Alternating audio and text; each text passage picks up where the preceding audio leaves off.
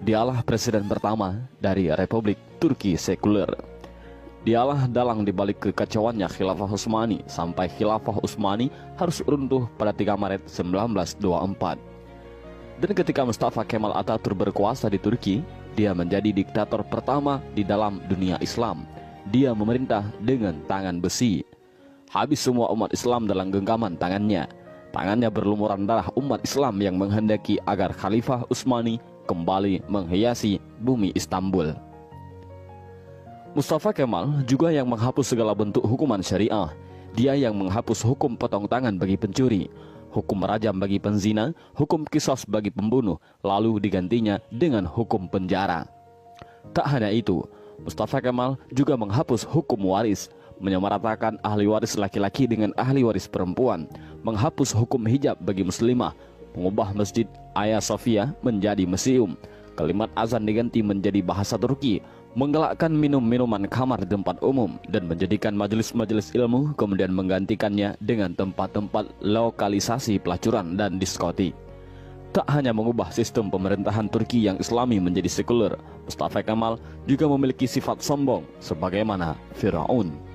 Dalam suatu kesempatan, Mustafa Kemal berpidato di hadapan para tentara ex-tentara khilafah. Dalam pidatonya itu, Mustafa Kemal membanggakan dirinya dengan berkata, "Kini sekarang siapa yang berkuasa, aku atau Tuhan?" Dengan perasaan takut, para tentara itu serentak mengucapkan, "Andalah paduka yang kami takutkan sekarang." Mendengar jawaban dari para tentara itu, senyum kesombongan mengukir di bibir Mustafa Kemal. Tapi semua itu berhenti ketika periode akhir Oktober 1938.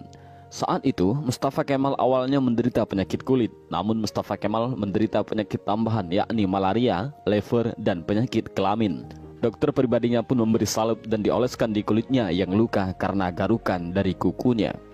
Dr. Abdullah Azzam dalam bukunya Al-Munaratul Mafkudah menjelaskan prosesi ajal Mustafa Kemal Atatürk yang sangat mengerikan. Menurut Dr. Abdullah Azzam, sebuah cairan berkumpul di perutnya secara kronis, ingatannya melemah, darah mulai mengalir dari hidungnya tanpa henti. Untuk mengeluarkan cairan dalam tubuhnya, dokter pun menusuk jarum di perutnya. Tapi hasilnya perutnya membusung dan kedua kakinya membengkak. Wajahnya pun menjadi pucat pasi dan terlihat seperti tengkorak. Mustafa Kemal yang sedang sakit menderita itu, kesehariannya dilengkupi rasa panas yang luar biasa. Bahkan, gatal-gatal dari tubuhnya semakin menjadi-jadi, hingga dia merasa tak tahan lalu menjerit sampai terdengar di seluruh istana. Para pekerja istana sangat ketakutan. Ketika Mustafa Kemal sudah menjerit karena kesakitan, badannya yang panas hingga melebihi suhu normal membuatnya tak mau masuk istana. Dia meminta dibawa ke tengah-tengah laut untuk menurunkan suhu tubuhnya, tapi suhu tubuhnya selalu naik dan malah panas.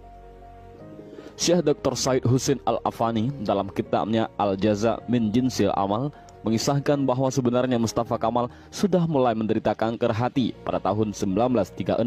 Tapi anehnya para dokter yang mendiagnosa baru mengetahui Mustafa Kemal terkena kanker hati pada tahun 1938. Dan puncaknya, pada pagi hari tanggal 10 November 1938, Mustafa Kemal dinyatakan mati oleh tim dokter. Sakratul maut yang amat mengerikan bagi pengkhianat dan penghancur Khalifah Utsmani. Bahkan ketika akan proses pemakaman pun, para ulama Turki menolak untuk menyolatkan jenazah busuk Mustafa Kemal. Baru di hari ke-9, atas desakan dan permintaan dari adik perempuan Mustafa Kemal, barulah para ulama dan rakyat Turki mengkafani, menyolatkan dan menguburkan Mustafa Kemal. Tapi naas, ketika jenazahnya akan dimasukkan ke bumi, jenazahnya terlempar ke atas. Para penziarah dibuat repot oleh hal ini. Untuk para ulama sepakat untuk menimbun jenazah Mustafa Kemal dengan bebatuan di bukit di Ankara. Baru setelah 15 tahun matinya Mustafa Kemal, jenazahnya kembali untuk dikubur. Tapi lagi-lagi, bumi menolak jenazah Mustafa Kemal. Hingga akhirnya, jenazah Mustafa Kemal dimasukkan ke dalam Museum Etnografi di Ankara, Turki. Jenazahnya ditimbun dengan bebatuan marmer yang bobotnya sampai 44 ton.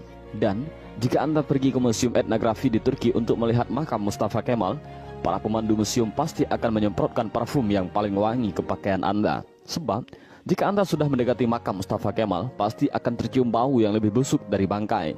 Pihak museum pun mengakui jika sumber bau busuk itu bukan dari WC ataupun septic tank yang bocor, melainkan di areal makam Mustafa Kemal Atatürk. Kisah ini memberikan iktibar, seperti kata beberapa ulama, kalau kamu benci dan mencoba menjegal khilafah, maka kamu akan melawan Allah. Lihat kematian yang mengerikan menimpa Mustafa Kemal Atatürk, si penjegal dan penghancur khilafah Utsmani. Aroma bau yang keluar dari makam Mustafa Kemal adalah cara Allah memperingatkan kepada siapa saja yang mencoba sombong dengan kekuasaannya dan melawan syariatnya.